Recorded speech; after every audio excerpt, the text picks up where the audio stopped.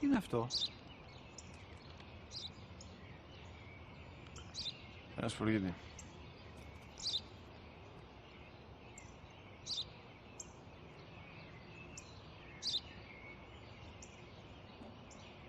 Τι είναι αυτό?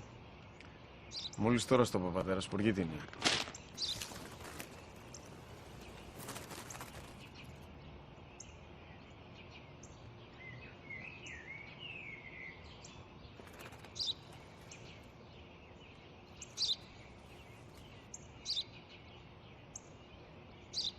Τι είναι αυτό? Ένα σπουργίτη είναι, πατέρα. Ένα σπουργίτη. Σπου-γι-τι!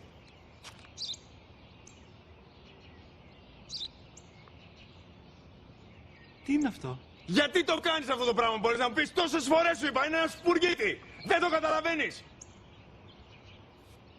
Πού πας?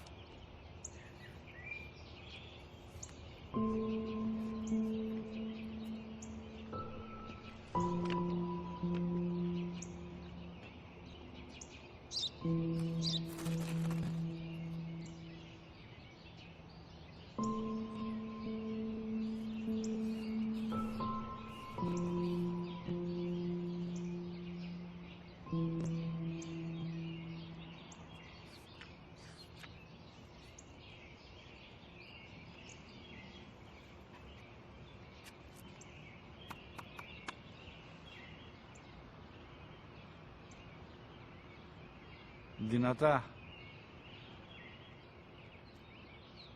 Σήμερα ο μικρός μου γιος, που πριν λίγες μέρες έκλεισε τα 3, καθόταν μαζί μου έξω στο πάρκο όταν ένας σπουργίτη ήρθε και κάθισε απέναντί μας.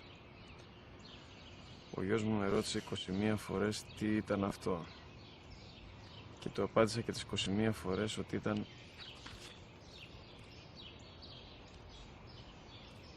ένα σπουργίτη.